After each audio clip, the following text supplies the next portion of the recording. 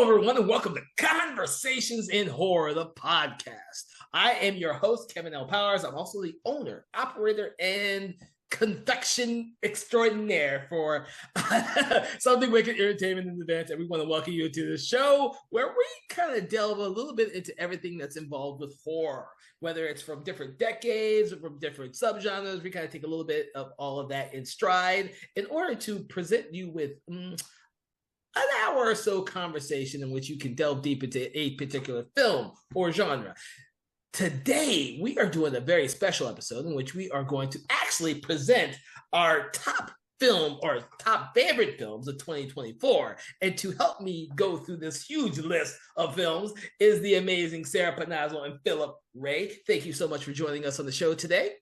Thanks, Kevin. Thanks for having us. All right. So as you all know, we're getting a little late to this top 10 for 2024, but better late than never. That's what I always say. So we're going to start from our bottom of our list at number 10 and work our way up. I'm going to say that, Philip, you go first, and then Panazzo, and then me. And we're going to hope that when one of our films, we say one of our films, and it's higher up on our list for one of the other two, we will just kind of talk about it all at the same time so that we don't repeat a lot of the stuff again. So, Philip, take it away. All right. So starting with me, my number 10 film is Trap. So Trap was the M. Night Shyamalan movie about a serial killer who gets trapped in a concert and is trying to get out. When I saw the trailers for that, I got peeked with the trailer. I was like, oh, okay, this seems kind of interesting. And overall, I liked it. I thought Josh Hartnett was such a great choice for the lead. He does a great job. I mean, it really is his story. And I thought he did a great job overall. It is a little hokey at times, and there's a lot of times he just gets out of it through sheer luck. And it definitely lowers the quality of the movie, hence why it's my number 10. But there's so many false endings in the movie. So many. Every time you're like, okay, that's the end of the movie. Nope, it keeps going on. It has three or four false endings. So that's why it's number 10. But because of Josh Hartnett alone, that made me still enjoy the movie enough to make it my number 10. I do love Josh Hartnett so much, but Kevin, this is on the bottom of my list. What, is it below 10? Yeah, I watched 36 movies that were made in 2024, and it is literally one of the last two in that list of 36 because I couldn't do it. I stopped paying attention halfway through, and I had to explain to my husband. He was like, I don't get it. It's really good. I was like, no, if you've grown up seeing like early M. Night Shyamalan with The Sixth Sense, then this is like, okay, it's whatever. And my husband then revealed to me he had never seen The Sixth Sense, so we watched that instead. And he was like, okay, now I get it. So, for me, this was also number 10, Philip. Oh my God. And well, the thing about it, and so this is what makes the film really well crafted and a very highlight for me. One of the things is the cinematography for this fucking movie is amazing. The cinematography is absolutely amazing for this film. Now the false little endings remind me a lot of an Alfred Hitchcock film. That's what I took from this film. This film reminds me of someone trying to emulate a modern day Alfred Hitchcock film. I was like on the edge of my seat, like when you watch Rope, you know who the killer is, but you're trying to figure out if the guy who's trying to figure out the whole mystery of the movie can figure out that the guys who are there with him are the actual killers. That's how I saw this film. And so I thought I was entertained from beginning to end for this movie. But that also means that, yes, is it like Sixth Sense? No, of course not. I don't think he was trying to emulate that anymore. No. I think he's trying to get as far away from that movie as possible because so many people have that movie in their head when they think about M. Night Shyamalan. This is far removed from some of his more recent movies like Glass Old. and The Visit and the rest of them. And this one I think works better as a suspense thriller as it does as an actual typical horror film. And I think Josh Hartnett is the biggest thing in this film. I think he is he steals every scene he's in. And when he's not on screen, the film is a little lacking because you see how really nuanced his performance is for him trying to be crazy be a dad. I didn't realize how much I missed him until I saw the movie. Yes, I know. You Oh don't. my gosh. It's like the guy was in so many other things before this, and the only thing I could think of that I really absolutely loved of him was Penny Dreadful, and I think that prepped his performance for this movie. Well, and that was the most recent one. I mean, he was in The Faculty. He did 30 Days of Night. I mean, he was all over the place for a while, especially when he was younger. And yeah, I'm so glad that he's finally making a comeback because now he's got like 2 or 3 other movies that are being released. So I'm happy that it at least did that for him. So Also, when he's not on, and when Josh Hartnett is on stage, it becomes the concert of his daughter because it full on like it's like, oh, this also movie serves as a vehicle for for his daughter, and it does not shy away from that because you're watching sometimes and being like, Josh Hartnett's not on stage, you're like, this is a concert. Like I'm just watching a concert. Like, well, you're supposed to, but sometimes. But the cinematography for the concert itself is really well done. It's really good. Extremely well done. But moving on, since Panazzo, you didn't think it was that highly rated, what was your number 2? So I'm going to preface this by most of my top 10 are not in any particular order because I had such a hard time putting them in order. So it is a section of my top 2 to 10 and then my top number 1. Okay. So this is just going to be in no particular order because you mentioned it. Oddity was one of my favorites this year. And it kind of goes the same way of the Hitchcock film where you know the way this is going to end. You know what's going to happen. You know who killed the sister. But how does the rest of it play out and how do we get to that ending is just fantastic. It is ridiculously creepy. Oh my God. It gives like stealing objects and cursed objects a whole new lore. And God, if you don't respect those objects already, this movie will make you respect those objects because it really is like a Hitchcock film again. And it is just so beautifully shot. The acting is phenomenal. The main actress plays herself and her sister. And it is, I love it. I compared it to Longlegs and what I thought Longlegs should have been. But I absolutely loved this movie. Okay. I have not seen this one yet. This is on my list to watch. I still have not seen it. But what about you, Philip? Yep, I haven't seen it either. Oh, surprising. Okay, you see everything. Yeah, Irish horror is becoming like the next big thing. I've seen little bits and pieces here and there, and this is another one that pushed it straight to the front. So I'm very interested to see how much this expands, especially with this director. He did such a good job. All right. Well, getting back to you, Philip. What was your number 9 film? All right, here's my number 9, and I might get hate on from both of you about it. Why it's so low on my list, but Alien Romulus. So for me, I like the Alien series. So when I saw Alien Romulus, I was excited. The trailer looked good, and when I watched it, I was like, I liked it, but there was a lot I didn't love about it. Unfortunately, this is one of those movies, if you saw the trailers, it spoiled a whole lot because from the trailers, you already see at least 2 of the characters die, 2 or 3 of them. And so when you're watching, there's really nothing too surprising. Now, there are some moments that are great. There's moments, the acid blood scene, and there's also some of the practical scenes with the face huggers. Again, this movie made the face huggers more intimidating than the alien. Did you follow the creators? The VFX artists literally made remote controlled face huggers. Yeah, I saw that. Oh my gosh. No, I did love this movie too, Philip. It wasn't on my top 10, but it was a lot of fun. I was like, I'm not big on the lore of Alien like my husband and like Kevin is, but like I thought it was so well done. It was so much fun. It was so creepy. And I mean, I just felt so icky by the end. Yeah. So the reason why it's 9 for me, not higher, and this is just for me, is I hate when we keep. Me and Kevin have talked about this before.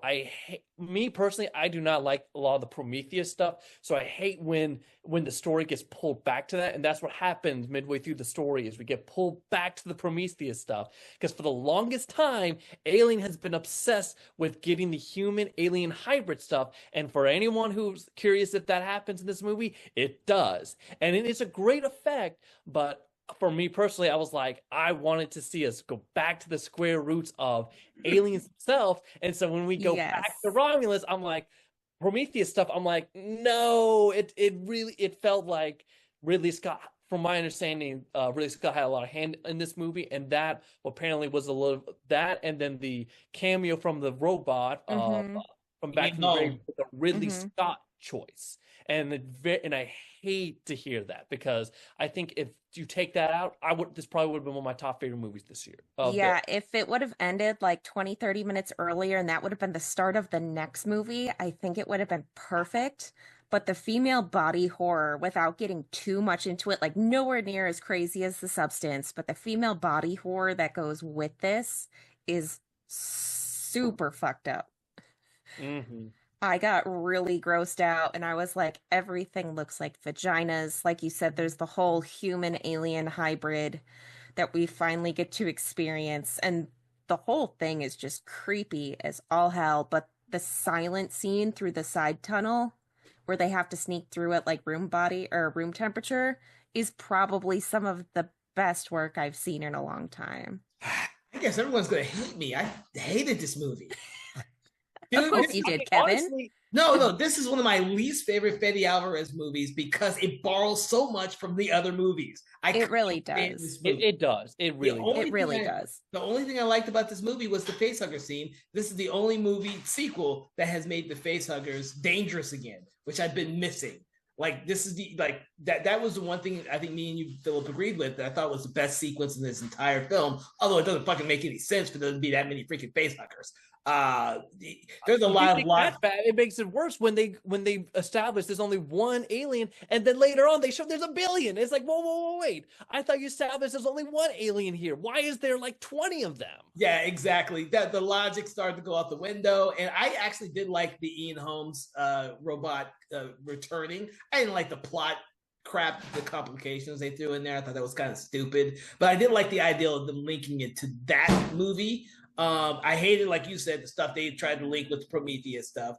But I do think the only character I found incredibly interesting was what they did with the android character, who I can't remember his name. Yes, Yeah, he that did a interesting. great job. He did a I great job. loved that. He did a fantastic job with acting from point A to point B. It was unbelievable acting on his part, and I'm so excited to see him. And then the main chick has actually been in a lot lately too, so I'm very interested to see where she goes. Oh, okay. All right, so Panazzo, what is your number 9? So going off of what I said with Oddity, I'll go with Long Legs because Okay. that one was a lot of fun. I always love a crazy Nicolas Cage movie, and this is him completely unhinged. There were so many moments where I knew where it was going, and you could see the foreshadowing, and it still managed to shock me and scare me and just make me generally uncomfortable with the way things played out. But I thought it was so well done. I loved seeing Micah Monroe come back. And I really love that Osgood Perkins is now like following in horror footsteps like his father. And with The Monkey coming out this year, I see very good things for him in the future. You've seen his other films, right? I think so. Those are the only two I'm remembering right now. Oh, okay, yeah. I liked all of his films previous to that, which is why I wanted to see Longlegs and The Monkey. But I've seen all of the Stephen King adaptations, but I just missed this one. So it's good. I think he started off in a really, really small indie world and then started to kind of slowly progress up there, and I think he's done a good job. Yes. I have not seen Longlegs. It's still on my list. So unfortunately, I'm sure if I had seen it, it'd probably be on my list somewhere. But wait, what do you have to say about it? I agree. I also wanted to see Longlegs, and it's one of the ones I missed last year.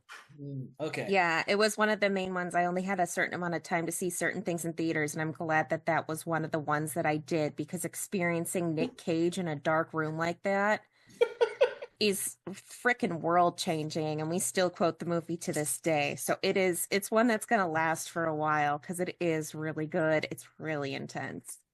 Well, I guess my number 9 is going to be one that's probably not on anyone else's list, but because I saw so few of these movies, the mainstream ones, I'm going with another. Well, this one did get a theatrical release. It's got a small theatrical release. But of the two arachnid films that came out last year, I love Sting. I hated Infested. I love Sting. I thought that was a really clever concept. With the extraterrestrial spider, I thought was really cool and what they did with that.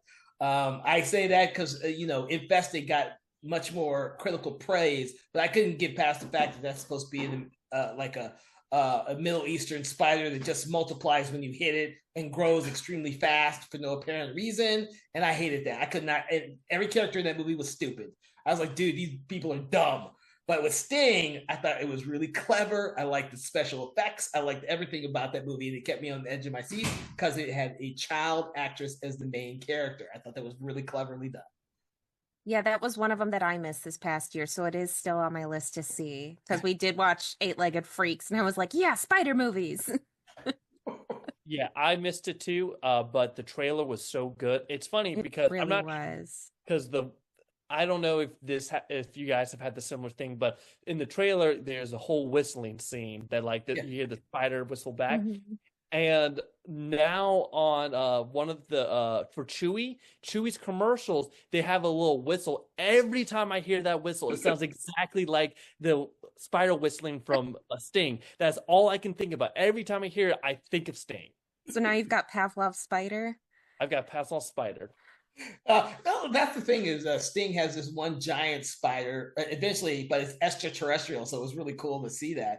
And it's not like a normal spider, so it was really cool. But like I said, Infested had like a Middle Eastern spider that when you hit it, it just multiplies and it just grows for no apparent reason. And every character, I'm like, dude, this movie's freaking stupid. How did this Infested get so many good reviews by critics? Because it was a foreign film? I just couldn't stand that movie. I was like, dude, this is dumb. But there's my number 9. Philip, what's your number 8? Number 8 is A Quiet Place Day One. So I've seen all the Quiet Places, and when Day One came out, again, I've liked the last two, so I was excited about this. I was a little worried about it being a prequel, but I was curious how it was going to go. And overall, I liked it. Again, the monsters are always done very well. Again, the two leads, you've got Joseph Quinn and you've got Lupita Nyong'o. Thank you. She's brilliant in this movie. Yeah, she's the best part. She's always brilliant. I love her. Yeah, she's always brilliant. She's absolutely brilliant in this movie. She's always good. Joseph Quinn's okay. He doesn't get as much to do, but everything with her is great. But yeah, I really liked it. I mean, the only reason why it isn't a little higher is because it does get a little. There's a little moments that you get the whole like, okay, they'll be dead. The biggest flaw of the movie is the cat. And they advertise the cat, but the problem is anyone who's ever owned a cat or been around a cat would know this movie could never happen because that cat would have gotten everyone killed. The cat only has one moment throughout the entire movie where it was an actual legit cat. The rest of the time, that cat would have gotten them killed. There's a moment where the cat is drenched in water. Hey, Phil, have you ever seen the movie Alien? Yeah, exactly. I know. But the difference between the two is the cat from Aliens doesn't get drenched gets fully submerged in water for like 3 minutes and is totally chill. That is the chillest cat in cinematic history. Wasn't she like giving it drugs because she was dying of cancer or whatever? No, she has Okay. that cat. I mean, the cat could have been going off, getting like smoking out when we aren't seeing it on screen. But that cat is the chillest cat in cinematic history. I did really enjoy that movie too. It is one of the movies of like when they do a sequel that you're like, God, we have another one, but this was an expansion of the universe that we didn't expect to see. And I always love when they do stuff like that. And I thought it was really well done too. It was one of my top ones that I had trouble narrowing down to. Yeah, well, for me, it was my number 2 film. I put it there because of the performances, really. The special effects are still amazing. And when they do a whole bunch of the monsters, I forget what they're called. They actually gave them a name, and now I can't remember what they're fucking called. But the visual effects for this film were far superior than what the other two movies had, especially when the other two movies had a limited amount on screen at any given time, and there's a shit ton of them on screen at the same time in this movie. I thought that they just upped the ante in the suspense throughout this entire film because there's so many characters and side characters because it's at the beginning of this whole invasion. Makes it much more interesting for me because you never know. Other than Djimon Hounsou's character, you don't know who's gonna freaking survive. Right, exactly. So I put this much higher on my list. But that's being said because I hadn't seen so many other critically acclaimed mainstream films. What about you, Panazzo? What's next on yours? So I'm gonna say my next one is Getaway, which is a British comedy horror. And it was probably, I love Nick Frost, and I know he came out with a ton of movies this year, but this movie takes Midsummer and turns it on its head, and it is so much fun. I cackled half of the movie when my husband and I looked at each other and we were like, are they really doing this? We were like, yes, they are. It was full steam ahead, but basically this family goes on their summer vacation to a small little island who's going through a like historical festival where most of their people were slaughtered by the British. So they go there to celebrate because their family was British who used to live there. And the town starts trying to hunt them down, and it is just so much fun. It is, oh my gosh. It's like I said, it's Midsummer, except it is pure dark comedy. So, did you see this after I recommended it, or did you see it before I recommended it? It was on my list, and then you recommended it, so I made sure to watch it the next day. Because I saw this without knowing anything about it. I just knew that Nick Frost had a new film coming out to freaking Yes.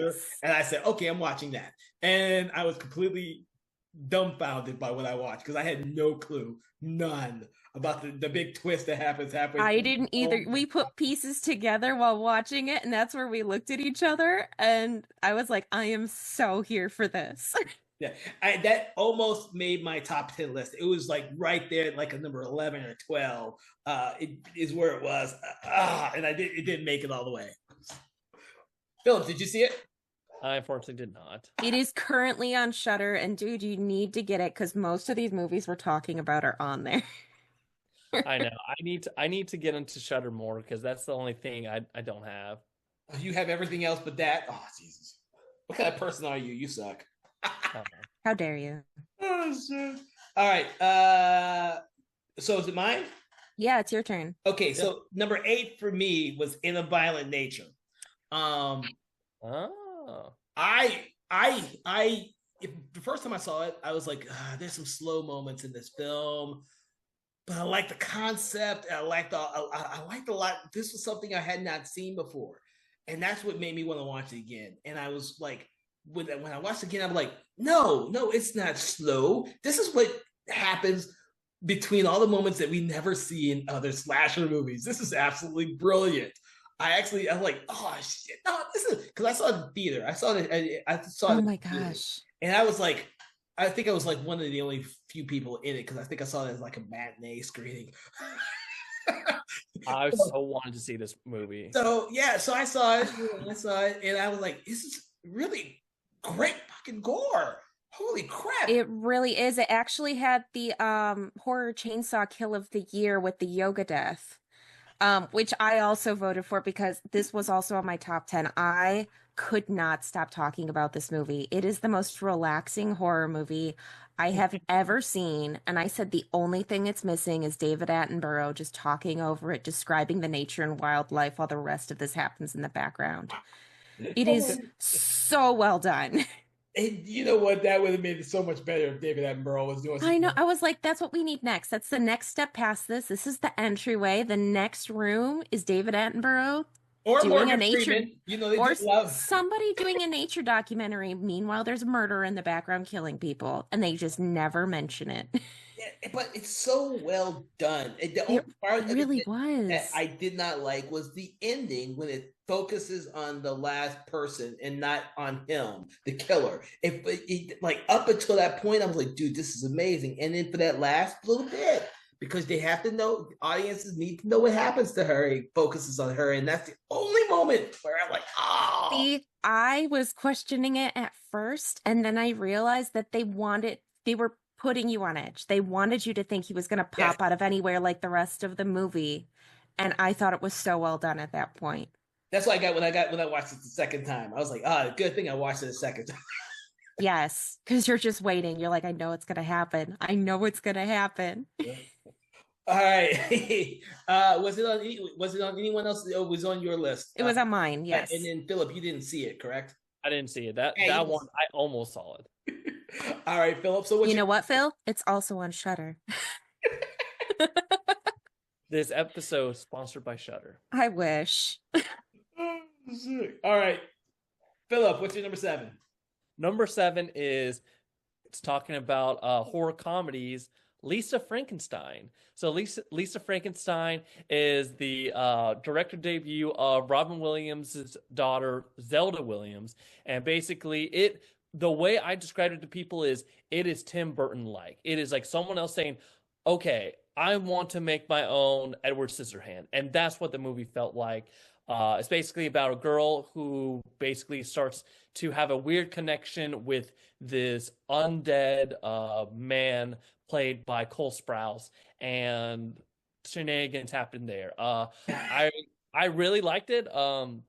Catherine Newton, who will come up again.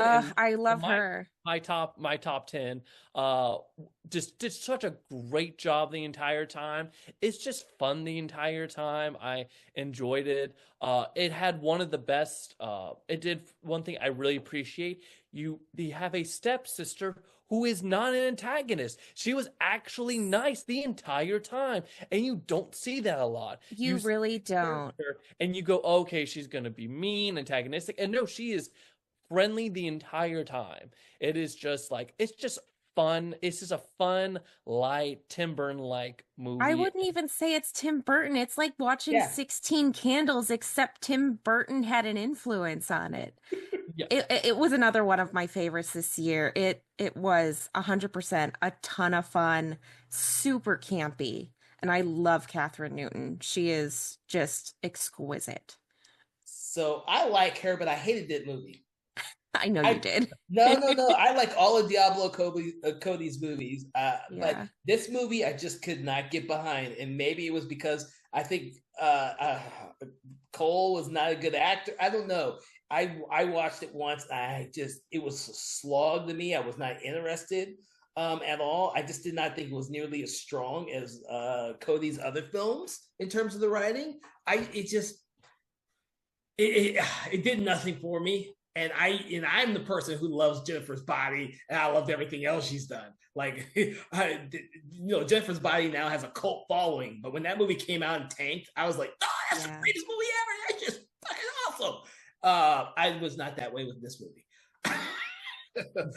I will one day give it another chance because it boggles my mind that so many people love this movie, and I did not like it. So I think what it is, Kevin, is the age difference between you and I, and like you and Phil, because Catherine Newton was everything I was in high school. So I think that's what it is it's the new generation kind of horror-esque thing. And that may be why, you know what, Kevin, you're an old man. You can't appreciate good things. I love Kevin. I love comedies that are I know. for this age group. I was book smart, Blockers. Those are fucking great movies. Oh yeah. But this movie did not click with me at all. I was like, and it could also be because I've seen a billion fucking Frankenstein movies as well, and we've got like 4 more coming out this year. And unfortunately fortunately for anyone who's listened to our podcast, I think we've done 5 Frankenstein-esque movies already. So, what isn't a Frankenstein movie? Exactly. Oh Jesus! All right. So, what was your next one, Panazzo? Let's say my next one is The Damned, the 2024 The Damned, not the older one that everybody hated. If you didn't know about this one is a folk horror that takes place in like Iceland. It's a small like single house fishing village that starts being haunted by draugrs after a boat crashes near them. Hmm. And it's one of those like really dark, depressing of like, well, they could have saved these people, but they were starving already in town, so they didn't have the supplies to support these people when they were already starving, so they kind of just let them drown, and then they're haunted by these ghosts and zombies and whatever in the middle of the snow. It's very isolated, it's very dark, and it is probably one of my favorites that I saw this year. Just because like I loved the TV show The Terror. It is right up there with the, is it real? Is it supernatural? Is it mind games? Is it just the darkness and the hunger driving them crazy? And it is so intense and well done, especially with the like mythology that comes with that kind of folklore. It just plays out and it's so intense. I hadn't seen that one, but it was on my list. It is really well done. I highly recommend it for anybody who, like I said, loved The Terror the first season, or just likes more like Scandinavian, Icelandic, whatever horror. Mm-hmm. What about you, Philip? Did you see that one? I did not. Ah. I didn't see that either, so I don't know what I'm talking about. But my number seven is going to be an even more controversial, probably infamous movie between the three of us. We'll all see what y'all thought about the movie. But my number 7 was Watchers. Mostly because that's a movie I thought got folklore and mythology story correct, mostly because I think it was based on the freaking book. But the idea of the whole fairy world and the fact that they've been locked up due to human interference, and there are all these random humans who get trapped in this house who are entertaining them, I found really dark, but also very interesting because of the fact that we don't see a lot of fairy movies around or that often. And the fact that the fairies that we do see are little bitty fairies with wings and shit, this one took it a little bit darker for me. And I know a lot of people didn't like this movie, and I know a lot of people didn't like the ending. But I thought the ending played in with the whole theme of the movie, which is why I'm not against the ending for this movie, which I know a lot of people are. Yeah. So did you see it, Phil? I saw, and I'm one of the people that didn't like the ending. The problem with the ending is the very convenient. Why does the main character survive? Because that's what the script said so. It made zero sense at all why she survived. It was just plot convenience. It was okay. It did not make my list at all. I was one we talked about that before this movie, me and you, Philip. So that's why I said I know it was going to be that way. Yeah, this one I did not see. Is after Trap came out and I saw produced by M. Night Shyamalan, directed by his daughter. I was like, nope, next movie, please. But going off what you said about fairy movies, Kevin, you need to watch more Irish horror. And I will let you know that with the film festival I saw last weekend, there is a lot of fairy horror on the way. Yeah, the thing is, the idea of the elves and fairies and that whole type of folklore comes up like once every 4 or 5 years. And then it kind of it never really catches with big audiences. You have these random great films that are independently produced and they're done like that. I did not know this one was based on the book until after I watched it, and I'm thinking that's probably why it makes much more sense than some of M. Night Shyamalan's movies, because he goes about trying to create a whole new fairy tale world. Yes. Sometimes it works, sometimes it doesn't work. From what I remember, this book was really big on like book talk or whatever it is, what all the hip kids are doing. But yeah, I've noticed the same thing, is that like fairy folklore is either like all fun and chuckles or it's Lord of the Rings. And then we rarely get the like really dark fairy stories. Like what was it? Men which was based on The Green Man, which is also a really bizarro tale. But yeah, we rarely get scary fairies anymore. All right. So moving on to what? Our number 6? Yep. All right. So my number 6 is Blink Twice. So Blink Twice is Zoe Kravitz's director debut. It stars her boyfriend, Channing Tatum. And basically it is about a woman and her friend getting invited to this island by this rich billionaire who's recently been canceled for some questionable behaviors, and they go on this island and they start partying a little midsummer like, and then weird things start to happen, and it's very unexplained.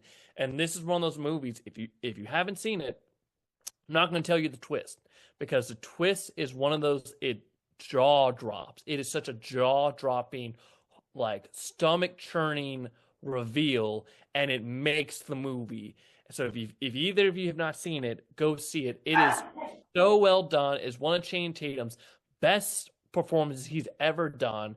There's one great moment he has near the end that's just so good. I highly recommend watching that movie. It is on my list. Yeah, same here. It was on my list too, but I haven't seen it, and I can't remember where it's streaming right now. It's currently on Amazon because it's free with Prime. So Okay. I've been looking at watching it, but yeah, I've heard incredible things, especially with the director, because she's relatively new, I believe. Yeah, she's Zoe Kravitz, like she was Catwoman. Was it Zoe Kravitz? Yeah, Zoe Kravitz's first Yeah, one. Zoe Kravitz.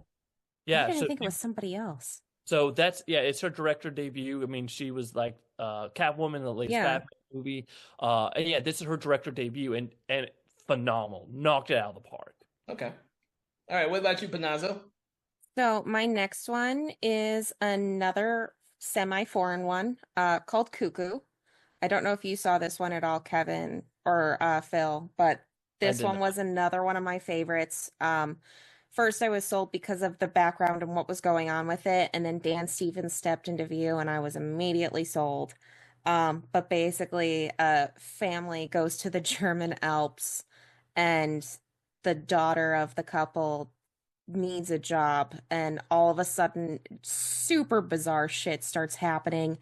It is an insane movie to watch. There is so much going on, and everybody is ridiculously good. It's a lot of fun, but it is just super bizarre, and I absolutely loved it. This is a movie this is, again, I'm going to say this I've said this a couple times, is a movie I almost want to see because I saw the trailer and it will look so crazy, and you got Dan Stevens in there.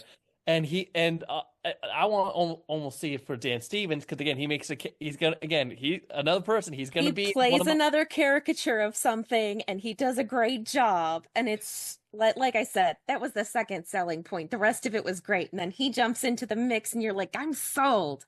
Well, this was on my list of my missed films, which we will discuss at the end of this. But yes, I did not see it, but this was highly on one of my lists that I missed. So. But speaking of Dan Stevens, my number 6 actually has him in it because I had to watch it a second time, and I really had a lot of fun with this movie, which was Abigail. I didn't even think of that when I was thinking of King Kong. I don't consider that horror, so I don't put King Kong on my list. I didn't either, but it's funny because Abigail's also on my list, and I'm pretty sure it's on Philip's as well. Yeah, it's on my list too. Well, yeah, Abigail is number 3 on my list. It was number 6 for me because number 1, I had to get past the fact that I'm not a big vampire film fan, but the whole concept behind this, I got behind. And it was much better the second time I saw it. I had a lot more fun with it the second time I watched it because every character actor in this film is just hitting 125%. Oh, yes. They're just all great. And it makes this film so much fun and so rewatchable. Like, Yes.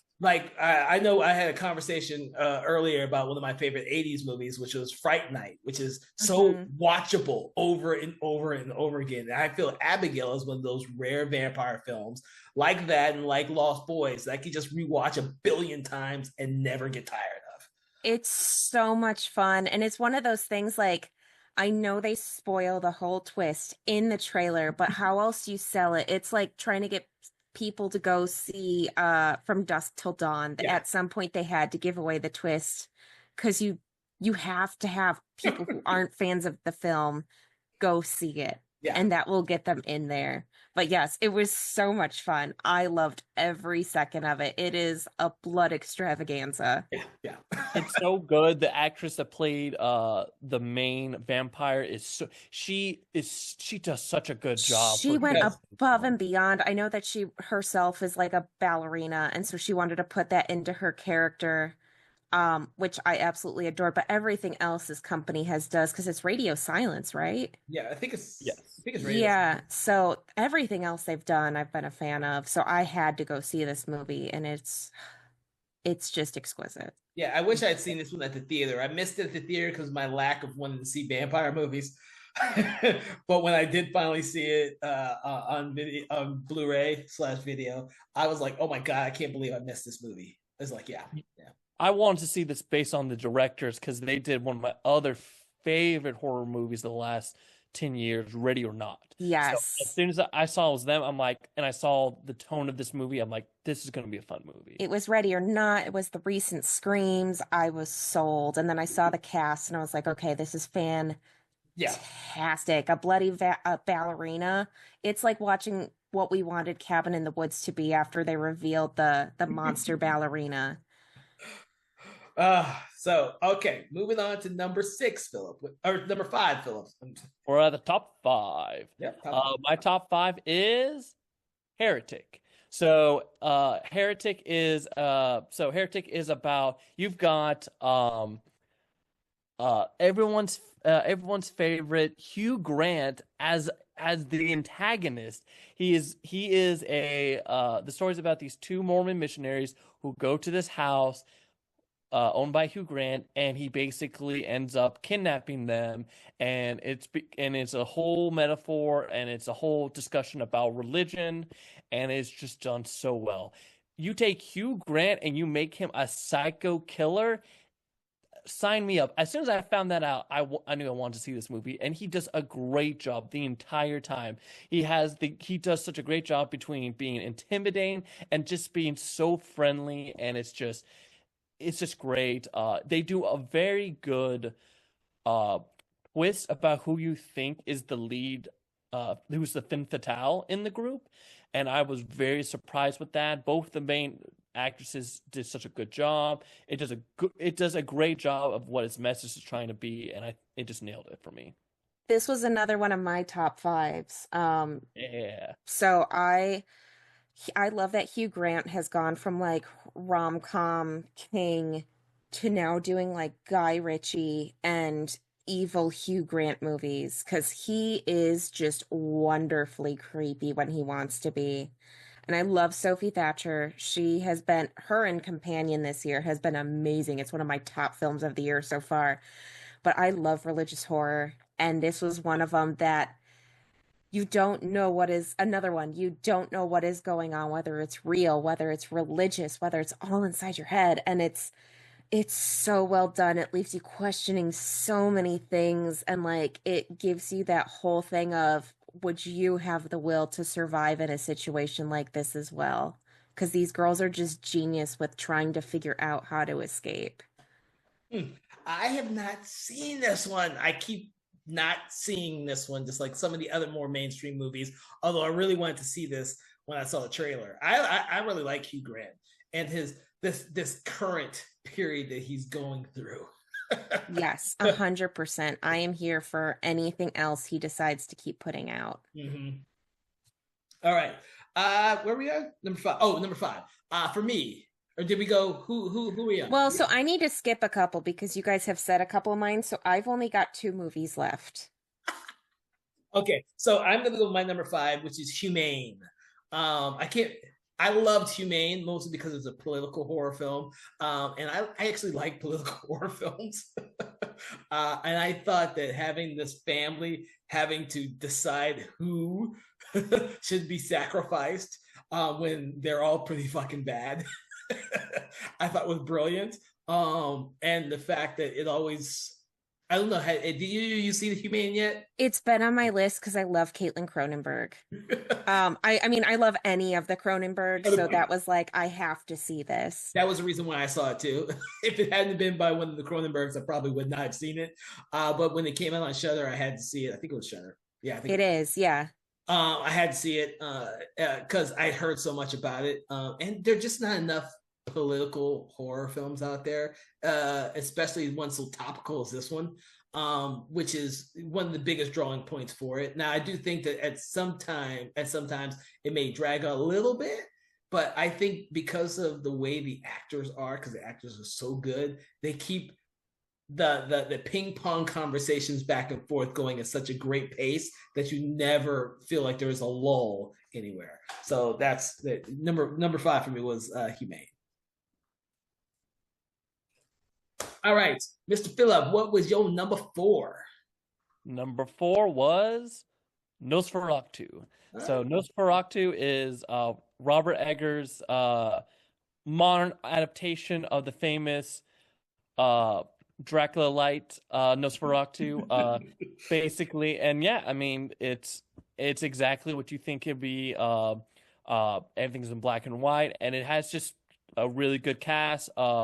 Lily Rose Depp, I thought, did a really good job as the lead. The design for Nosferatu was very interesting because it was different, and it took me a bit to get used to. But eventually, I got used to it and stuff. But overall, it's just good, solid cast. Everyone's good acting.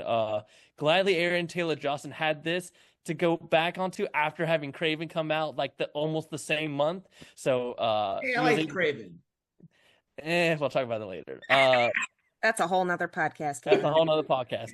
But gladly, he was able to remind people that he can act. Yeah, William Dafoe, who's always great in everything he's in. So it's just, again, it's really good. Okay.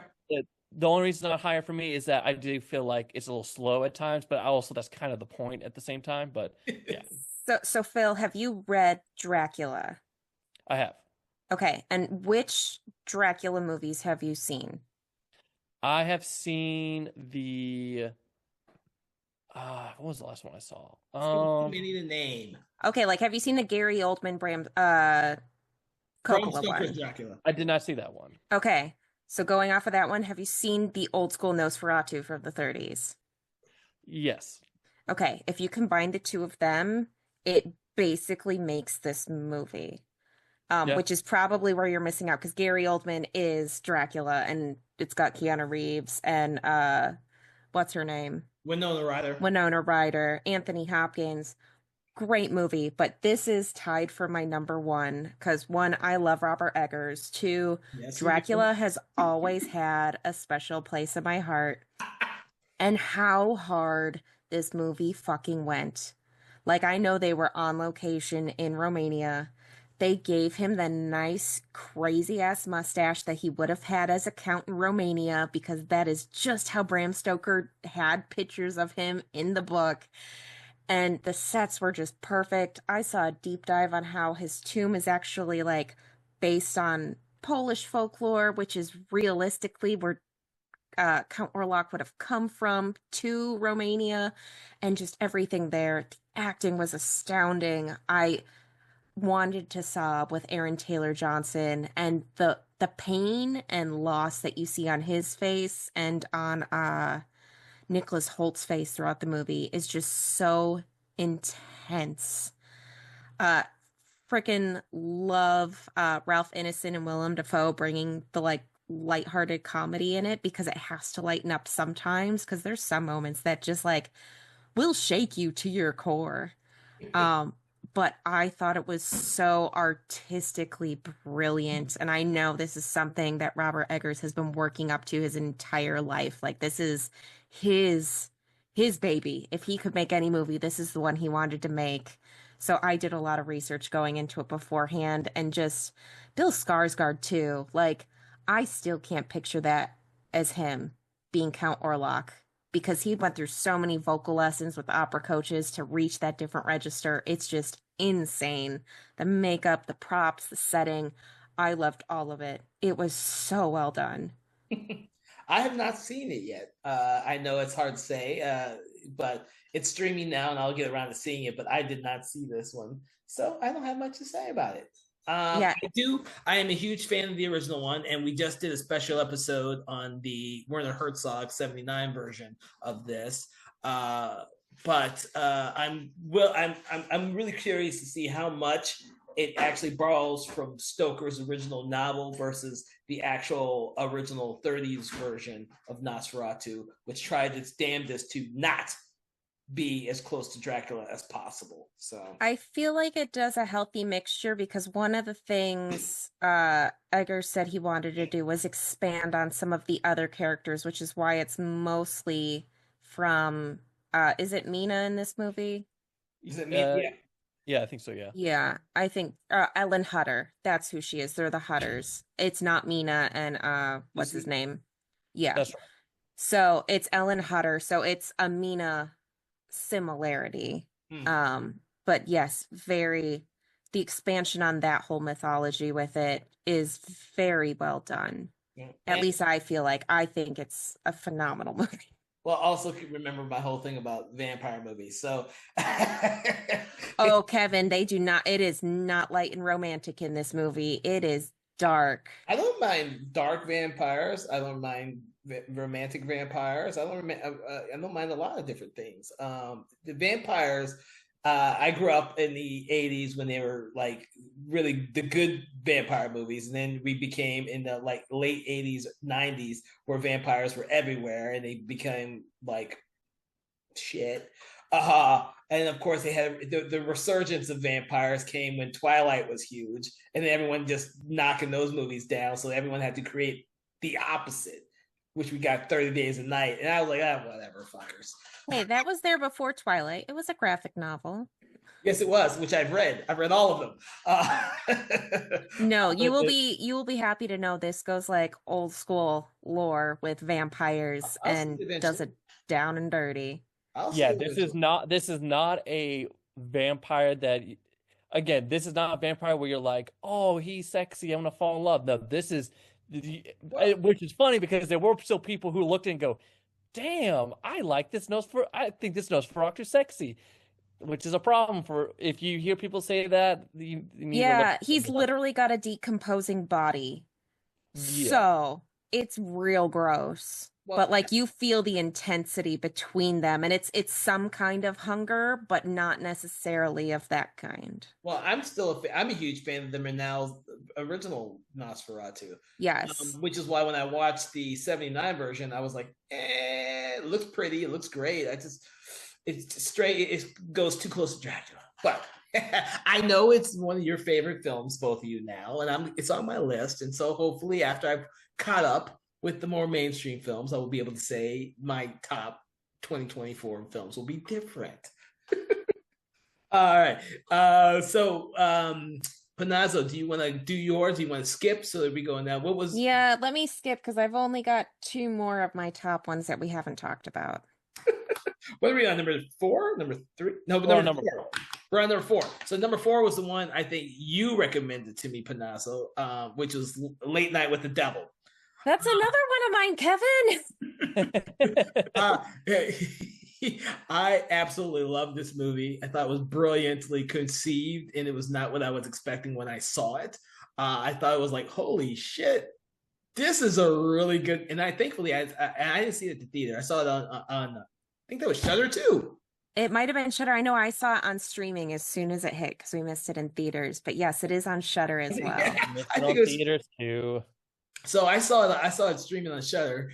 Shudder is going to get a lot of great reviews from. Oh my gosh! I saw it on Shudder, and I thought it was absolutely. I was like, dude, I was just into this movie the entire time, and even with the ending, where it kind of breaks its own rules, I was like, I don't fucking care. I still love this damn movie. See, I didn't mind it at all because it reminded me of Ghostwatch. Yes, which I just recently watched too. I know. And I was so excited with it. I love everything about it. It's so much fun. Growing up watching Svengoolie, I felt like I was Yeah. watching another one of those type of shows. And just catching the little glimpses here and there that you may or may not miss is really well done. Yeah, I'm actually looking forward to rewatching this movie because I've only seen it one time. I'm actually looking forward to rewatching this one. So Because, yeah, if you saw it in theaters, you have to watch it at home so you can pause it. And oh my gosh, it's so fun to be like, did I really just see that? And then it's like watching Paranormal Activity for the first time where you see the little glimpse of something in the corner and you have to pause it and rewind it to catch it in full. It's so much fun. what about you, Philip? This was another one. I really wanted to see it. I saw the trailers. It Oh, you looked haven't seen it yet? great, but I didn't get a chance to see it. Ah, that's okay. We're gonna slap each other for not seeing the same movies. All right, what was your number three, Philip? My number three is gonna be a skip. It was Abigail. Abigail? Okay, so we talk about Abigail. Panazzo, you want to skip? I've only got one left, so You want to save it? I'm gonna save it unless you guys want me to bring it up because I'm pretty sure Phil has seen it. Not yet. My number three is probably another polarizing movie, and I can't believe people aren't talking more about this. And it could just be because I have read the books. I know about the family. I know about the filmmakers. I know about all this crap. But I absolutely fucking love this, The Exorcism, with Russell. Yes. I fucking love The Exorcism because it was so steeped in the mythology of them making the movie The Exorcist and the actual actors and all that. The writer director put all this real life information into this movie, and I thought crafted a really brilliant movie, and no one saw it, and no one's talking about it, and it just boggles my mind. Once I found out that's what it was about was the reason why I saw it. After working on The Exorcist like 2 years ago, I love The Exorcist. I grew up watching The Exorcist when I was like 10 years old. I remember her spider walking down the stairs. So I had to see this because I've also like heard the mythology. They did the whole bit on Cursed Films for it. And the fact that the son is the one directing this in the first place, it's just brilliant. It had its bits and pieces where I was like, okay, this is okay, it is what it is, but there was the heart of it was really, really good. And I think Russell Crowe did a great job on this film, much better than what was in The Pope's Exorcist. Just wanted to be priests in movies now. Yeah, I think that was because I didn't get a chance to see it, but I think that was probably in its detriment having Russell Crowe in it again because everyone just melded the two movies in their brain. Like they're like, wait, didn't I just see this movie out in theater? It's the Pope trilogy. We're waiting on the third one.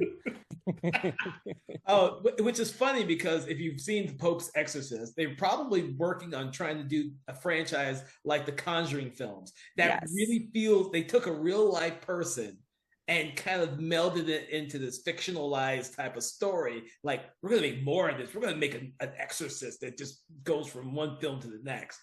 But this movie I thought was really well done, and I think Russell Crowe is one of the reasons why this so anchored the film with his performance in this movie. It's a shame to me that the film isn't talked about enough and it doesn't give enough praise. It just was completely overlooked. I hear nothing about this film. So number two for you, Mr. Philip. All right, we'll see if this is the last one for Sarah. Smile 2. So Smile 2 is the sequel to Smile. I never saw the original Smile. I didn't when it came out. Have you seen it now though? I have not still seen it now. I need to, but like when it first came out, I wasn't really interested. I'm like, oh, whatever. Then they announced the sequel. I'm like, oh, okay, whatever. And then I watched the trailer, and the fact that it is about a pop star who is going through this smile curse, and is a whole breakdown about pop culture, pop star culture, and all that. I was fascinated. I'm like, I have to go see this movie. The trailer did such a good job in selling it, and it was phenomenal. Naomi Scott killed it in this movie, literally and figuratively. She did a great job the entire time. I love the the metaphor and allegory about pop culture, Mhm. pop star culture, and all of that. It's such a great premise, and I loved every minute of it. The only reason it's not my number one is I had a problem with the ending. It did the twist thing where it's like, okay, I now you love got. the ending to this one. I It's love the so ending. good. It's such a good ending. It's such a good It's movie the too. It was one of those ones where like I loved Smile and I was like, how do you make a sequel about this without ruining the first? And they did it and they did it better. They did And it do like it you better. said, the whole pop culture thing, the whole like dance troupe of scary Smile people is so insane. The cinematography, especially It's in the seat so in good. her apartment yeah, dude, that was freaking phenomenal. That whole sequence right there It's is worth watching. so good. And the implications that the ending leaves, I Yeah, don't even need a third movie. And I know they're going to make it. And I know I'm going to be disappointed, but I will be pleasantly surprised if they do the same thing that they did with this one. I really love this. This film was number one for me. Considering all the horror movies I saw, this one, and I didn't like the first one. I didn't hate it. I just didn't like it. I just thought it was okay. I like okay, and that's the reason why I didn't see the second one at the theater. I was like, and because the diminishing returns for sequels, in my opinion. But I like, dude, this movie outshines the first film 120%. I was like, Mhm. and the implications by the end and cinematography, I was like, dude, this is how you do this right. I was like, holy shit. In that this was number one movie for me. Of course, we'll talk about some of the months I missed because we've already talked about some of them. But yeah, this was number one for me. I absolutely love Smile too. All right. So if since we've already gotten to my number one, you two should have a number one left or one Yeah, movie, right? I So have one left and I tied it for first with Nosferatu. okay, so Philip, let's go with you first. All right, let's see. Let's see if we have different number. Well, we already got Kevin's number one, so let's see if me and Sarah have a different number one. So my number one was Speak No Evil. So No. okay. So Speak No Evil was my favorite. I did not watch the original. It's based. So Speak No Evil is the American version of a Danish horror movie about this couple who end up meeting another couple while they're out on a trip, and the couple invites them to stay at their place. They both have kids, and there's a lot of weird shenanigans that go on.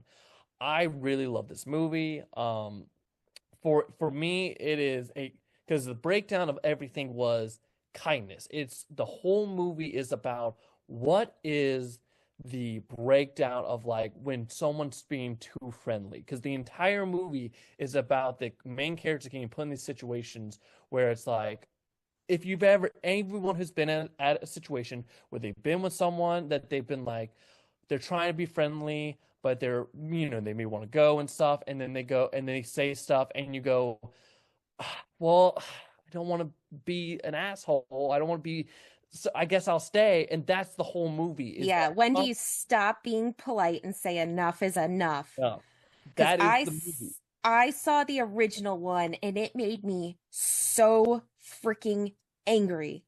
I was furious. I was like, why aren't these people fighting back? They're just being too polite. And apparently that's how it is overseas in other countries. And I was like, I hate to put on the like, in America we fight. But like, I was like, what the fuck is wrong with you people not wanting to fight for your fucking child? And then I guess the American version actually did it better. It did. It did it better because there are moments where it's like the character's about to get out and they say stuff and you go and again you fall for the same things of where you're like, okay, I get it. And again, James McAvoy, always good as the lead. Love him. He always does great, and he is the lead antagonist. And again, he does a good job of where it's like, and again, the only main difference between the two, and so this means a lot more for Sarah since she saw the original, is it ends differently. It does not end as it Americanizes the ending. Depressing. Yeah, it's a very depressing ending. The American Americans version don't like depressing Americanizes it, but for me, I was okay with that because of, and we can do a non, I'll do a non-spoiler with you, Sarah, just since you haven't seen, so Oh, you know. no, I had to look it up after I heard it was so good, and I was like, how are people saying this is good? So I have to go back and watch it because I did spoil it for myself just to make sure it wasn't the same ending. The No, original one? No, I Yeah. know the remake's ending. The original one is fucking stupid and it's gonna make you angry. Yeah, I think knowing how the original ended, I think their choice of changing it was a good choice. It was a good choice overall of what it was trying to say. And again, it like for me, it just hit all the thing. I just really enjoyed it. Well, that one is on my list, and the original. I've not seen either one of them. I went to Watch see the both of them. original first and then watch the remake. Well, that's what I want to do because I have the same feeling for these two films as I did for Sporeless and The Vanishing, which changes the ending to Americanize it, or both versions of Inside, which changes it to make it more. We Americans tend to want to Americanize the ending to a lot of these great foreign films because in America, Americans wouldn't necessarily act in the same way as some of the other films. I think Martyrs did the same thing when they did the remake of Martyrs. They changed the ending of it.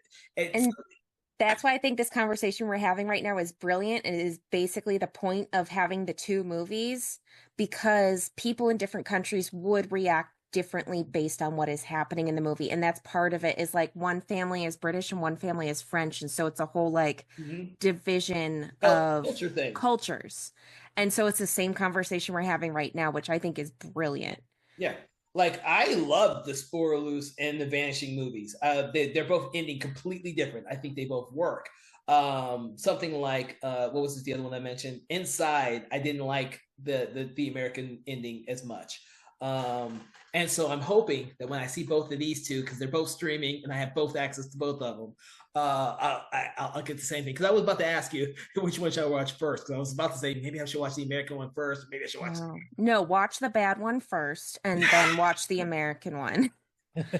Like I said, especially as a parent, Kevin, you're going to be very upset during the first movie. Okay.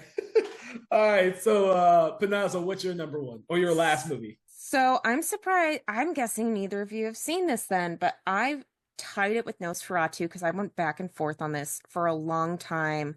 I went with Oscar-nominated film The Substance.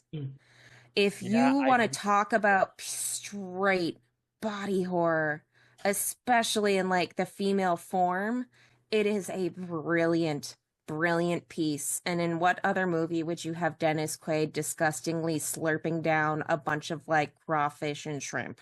And that is the most disgusting part of the film. But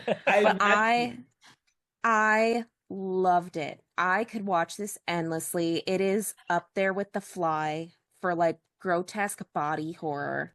And then That's especially high praise, right? That's high praise. It really is because it's all realistic. We were talking about this at work the other day, and the prosthetics these women wear to even perfect their own bodies to be that ideal image is just insane. And they both play the gorgeous versions of themselves, which is basically the normal versions of themselves. And then they play a horrific version of themselves as well. The prosthetics and the makeup are fantastic. The cinematography is brilliant. There's a bunch of Stanley Kubrick references, and Demi Moore and Margaret Qualley are just brilliant playing the same person opposite each other. It is honestly probably one of the best movies that I could keep watching over and over from this year, no matter how many times you watch a Spinal Tap happen. Okay. All right. So we have now gone over our top 10, and I want to actually discuss some of the films that may have not made your top 10 that we had not discussed. And I want to go first so I can tell you a little bit about some of the films that some of the films you already all have mentioned, but there was 3 on my list that no one mentioned that I wanted to say. First of all, and the first 2 are going to be mainly because of the performances. The first one's going to be Azrael, which has what's the name? Samara Weaving in it, and she carries this whole fucking movie.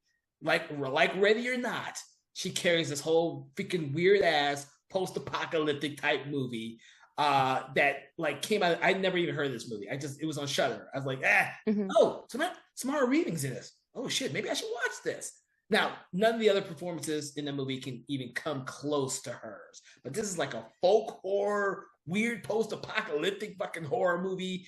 And I was like, good thing she's in it because she carries this whole fucking movie. And she's almost silent, says nothing through most of the movie. It's kind of really crazy. But I don't think he gets talked about enough, but I think it's because of that. I think it's one of those films where she just holds the candle above everyone else in this movie. Now, that one was on my list. I still need to watch it. It's on Shudder, so you can always catch it on there like I did. The other one was Immaculate. I didn't really care for the movie that much, but I loved the performance in it. I thought that was what held the movie itself. I was like, everyone talked about this movie. I was like, the performances are good, but I was like, I see your hands just like my hands, like, I have a lot of thoughts about this movie. Two main ones. The only reason why people saw it was Sydney Sweeney. Two, go ahead. People are obsessed with her, especially because of how gorgeous she is. And she's a great actress. I love watching her on White Lotus. I know she did great on Euphoria. She was in what was that like young adult show on Netflix where they were like 8th graders or freshmen or something like that. She was in that when she was younger and brilliant. Absolutely love it. The only other comment I have about this, the reason why this movie was made is because the director wanted to put her in as many sexual and porn equal scenarios for the fans. Let's get her wet. Let's get her naked. Let's have her pregnant and being running through the woods. And so I have no reference for any of that. I've never seen her in anything other than this movie. I literally only seen her in this movie and that's it. So I have none of that reference. I thought she was the strongest thing in the whole movie. And I guess that would put my perspective into why it was so popular because I had no clue about any of it. It was literally only popular because of how naked she could get in this movie. And that is it. Oh my God, that's hilarious. I remember us seeing it and we both looked at each other like, what the fuck is that?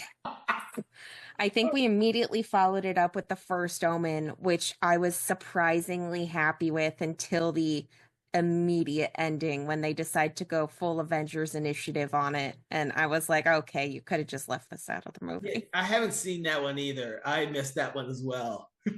That one is really well done. I felt it really ties in with The Omen like spectacularly. The fact that we got that prequel as well as Apartment 7A this year, which I didn't see either. We did double features with both of those where you watch the prequel and then watch the original, and I thought they were both really well done. Nice expansions on the universes. Okay. Well, my last movie that just didn't make the cutoff is way too fun not to put on this damn list, and it's going to be Under Paris. I fucking had a blast watching this movie. A shark movie where the sharks infest Paris. And the way it ended at the very ending, I was like, holy shit, they went there. I don't know if either one of you saw Under Paris, but it's on Netflix. No. I've seen clips of Under Paris. I saw and I was like, okay. It's so fucking fun. It's like watching Deep Blue Sea, but in Paris. Like, dude, it's such a fun movie.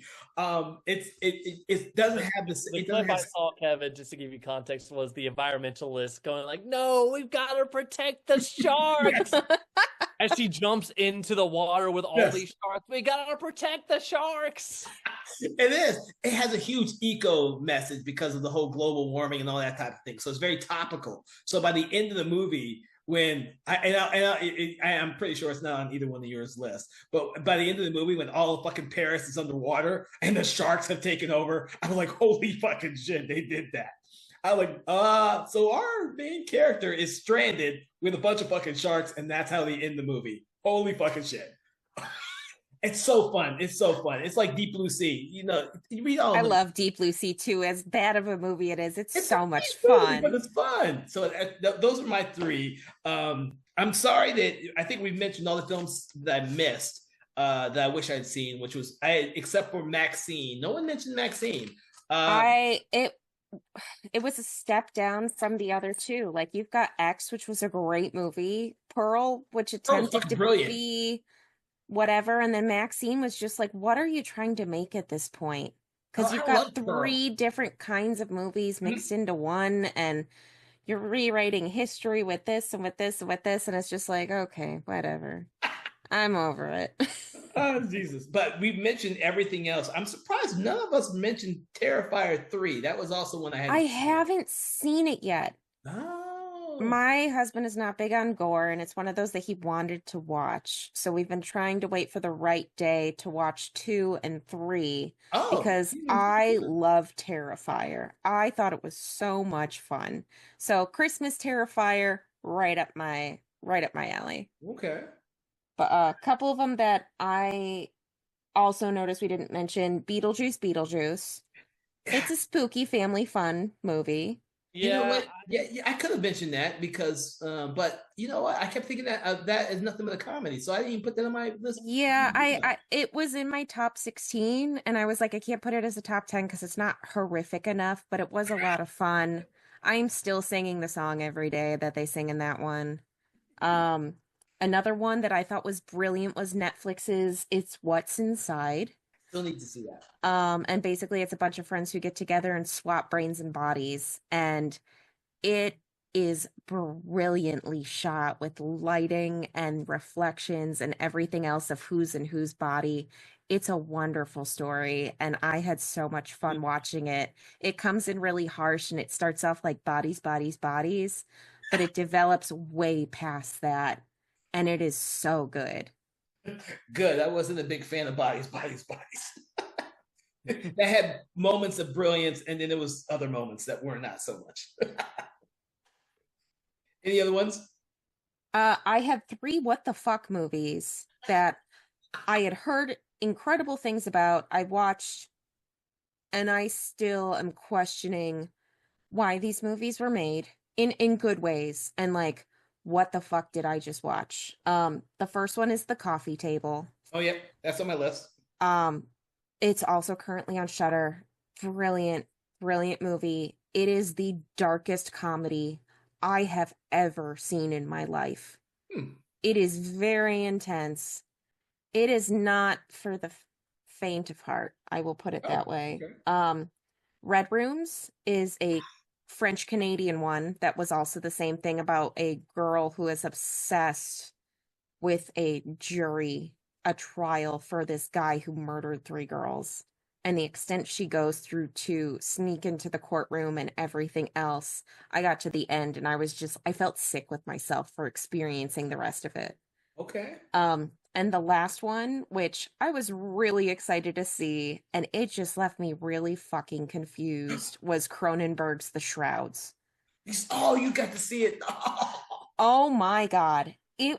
I go in expecting anything else Cronenberg, and like, I come out feeling like I've only seen half of Crimes of the Future. And it's like every other bit and piece of it, I feel like I'm missing an entire part of the story. But it was so well done. It's beautifully shot. The acting is amazing, but I was just like, what the fuck is going on? But those are my 3 big what the fuck movies. So I do recommend seeing them just for the experience, but you will be asking yourself, what the fuck did I just watch? That's why I have to watch the Cronenberg's film at the theater, because I can immerse myself into the movie when I watch there. I've realized that when I watch his films, if I'm watching it at home for the first time, I don't get into it nearly as much as if I see it on the big screen. Kevin, this entire crowd got up and asked, what the fuck?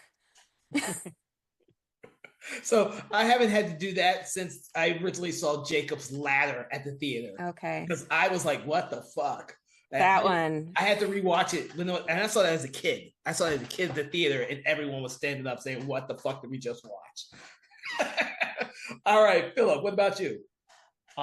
Any last movies? I saw Beetlejuice. Well, that's a podcast episode itself. I did not like it, but we can talk about that one later. Okay. The only, like I said off before we start recording, I've only saw 12 horror movies last year or thrillers. So this was a very easy list. Watcher was one of the ones that didn't make it. The other one, which probably no one has seen, and neither one of you know what the hell I'm going to say, is called ISS. It is Yeah, I saw it. okay. It is it is International Space Station. it's a thriller. It's a thriller sci-fi, but basically it is a ship with Americans and Russians, and basically something happens on Earth. They see a bunch of explosions, and World War III is basically happening on Earth, and they go, "What do we do?" And that sounds like a great premise. And boy, did they do nothing with it. They could do so much interesting thrillers with it about what's going on, and it just becomes the most stereotypical, like, okay, I guess we just kill each other. There's nothing, it says nothing at all about anything. It is so boring to watch. It was the worst horror movie thriller I saw last year. See, I thought that the setup was absolutely brilliant. I think the follow through. I agree with you. I think it becomes like there's another movie, Sunshine, where the follow through is less than interesting because it seems to want to be like a slasher almost because they're just wanting to kill each other by the end of the movie. And that I hate when films do that. They have these great concepts, but then it gets ruined by one little element, like it's a high concept film. That's one of the reasons why it's a high concept film. Oh, Russians, Americans on the International Space Station. World War III breaks out, but who wants to control the space station? The Russians or the Americans? And that's where it kind of falls apart. Because it could be a lot more psychological because the whole point is they don't know what's going on. Neither side can reach down there, so they don't know what's happening at all. They don't know if their side's even still on Earth because of all the explosions. And like that's the problem is there could be so much more of like, okay, what do we do? And they just go, I guess we'll just kill each other. And like that's it. There's so much profound. This could be so much again, there could be so much psychological they can go on with that. And that they just kill each other off one by one. Well, I saw this one at the theater when it came out because I like the concept of it originally, but then like you, I was like, oh, so that's where they went with it. Okay. Yeah. So he was like, okay. All right. That was a movie. So surprisingly, I was hoping that one of you two would actually mention these other movies, but no one mentioned them. So I don't know if anyone's actually seen them. Are they ones you've wanted to see or ones you have seen? I have not seen these. Okay. So I did not see Alexander Aja's new film, Never Let Go, with Halle Berry. I haven't either. No. It was on my list. Or I saw the TV Glow. I have not seen that one yet. That one's been sitting on HBO for the longest time, and I keep meaning to watch it. Same here. At Arcadian. I was surprised no one you mentioned Longlegs with Nicolas Cage, but no one mentioned Arcadian. That one's also been on my list. It's on Shudder. I know. I've watched so many other movies, and you can't watch all of them. You can't watch all of them. So those were the last ones that I just wanted to mention that none of us had seen. Oh, I've got a whole list of ones we haven't seen, Kevin. Jesus. Yes. Well, I have a whole list too, but you got to remember when I was deep diving into my 2024 list, I decided to watch a lot of the lower budget indie films. And Shudder had a lot of great mediocre ones and good ones that had been released. But that was one of the things I wanted to deep dive in. I thought I was going to have enough time to watch all the mainstream ones, but I just never got around to it. Yeah, I think I've gotten through a nice mixture of like wide release ones as well as some indie ones because I saw a lot of these before. I managed to rent a lot of these before they hit Shudder, and I was really mad, but then I was like, I'm supporting artists. It's fine. It's all going to a good cause. Some of the other ones I saw were South Korea's Exuma, which was really well done. That was it wasn't one of my favorites, but I really enjoyed it. It's intense, it's spooky, but it takes a whole side of their culture that nobody in America talks about and shows you the whole side of exhumation and laying your angry loved ones to rest. Another one I saw was Monolith, which is very much like Pontypool. Ooh. So that one was really, it's slow, but it was good. And then Salem's Lot. I love the book Salem's Lot. It gave me nightmares as a kid. I love this director and what he did with it, and I feel like this should have been a mini series and they only gave him one movie because he hit all of the main best points of the book. But it was so fast, you didn't have time to appreciate the nuances and the characters for what they were. Lots of brilliant shots and scenes. I thought it was really well done. The acting was great, but it, like I said, they tried to shove so much into like a 2 hour movie, and there was not enough time to tell that in 2 hours. No, they should have done it as a two-part movie like they did fucking It. They should have, and I think that's what he was pushing for. So I am It here was. for the director's cut whenever he makes it available or whenever HBO makes it available. Warner Brothers, they like to hide stuff now or put it on the shelf or resell it to other people. Yeah. Unfortunately, me and Philip had that conversation as well. Yep. All right, is that it for you, Miss Panazzo? I think so. How about you, Phil? Any more? Are you good? That's it. All right.